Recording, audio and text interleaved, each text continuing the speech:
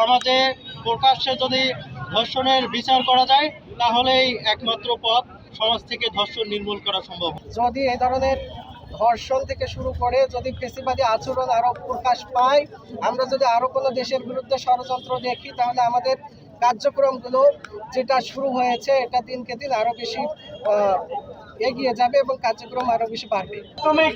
আমরা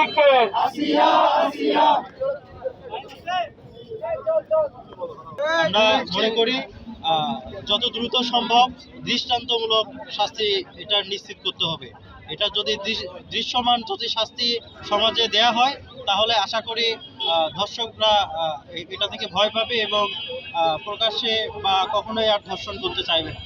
আমাদের সমাজের নৈতিকতার অধঃপতন এমনভাবে ঘটে গেছে যে আমাদের ছোট্ট বোনটিও এখান থেকে নিস্তার পাচ্ছে না, অথচ যে তার নিজেই জানে না সেই ছেলে না মেয়ে। এমন একটি ছোট্ট মেয়ের সাথেও আজকে সমাজের মূলত এদেরকে আমি কি বলবো, নরপশু বলবো, এদেরকে পুরুষ বলা যাবে না, এরা মূলত নরপশু, এরা হচ্ছে সমাজের কীট।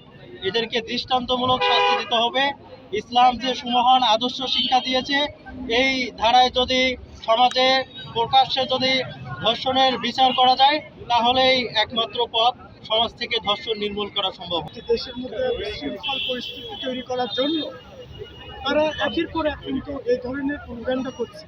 এখন আপনি যদি মনে করেন যে এই ঘটনা কোনো তৃতীয় পক্ষ করছে, তাহলে এটা কিন্তু সুনিশ্চিত নয়, ঠিক আছে? কারণ বাংলাদেশে বর্তমান প্রেক্ষাপট আপনি বুঝতে পারছেন যে একের পর এক কিন্তু উস্কানিমূলক বিষয়, সেটা কিন্তু একদম মানুষের সামনে প্রকাশ্যে।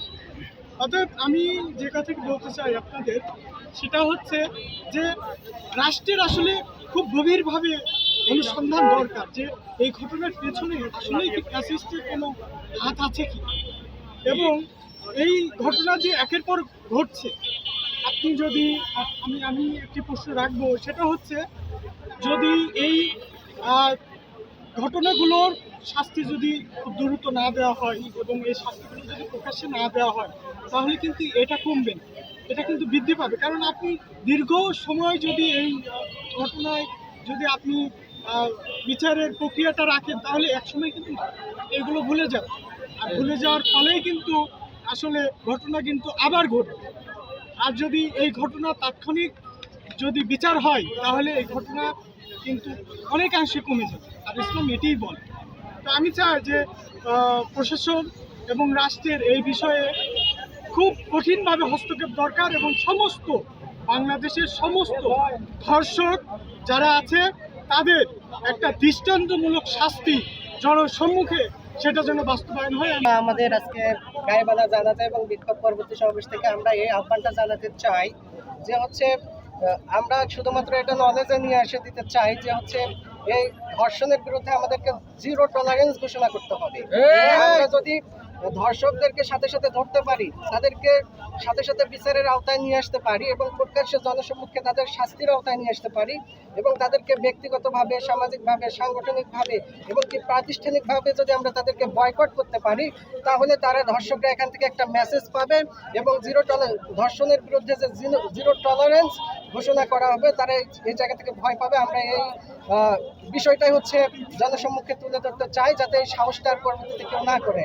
যদি এই ধরনের ধর্ষণ থেকে শুরু করে যদি ফেসিবাদী আচরণ আরো প্রকাশ পায়, আমরা যদি আরো কোনো দেশের বিরুদ্ধে ষড়যন্ত্র দেখি, তাহলে আমাদের কার্যক্রমগুলো যেটা শুরু হয়েছে এটা দিনকে দিন আরো বেশি এগিয়ে যাবে এবং কার্যক্রম আরো বেশি বাড়বে।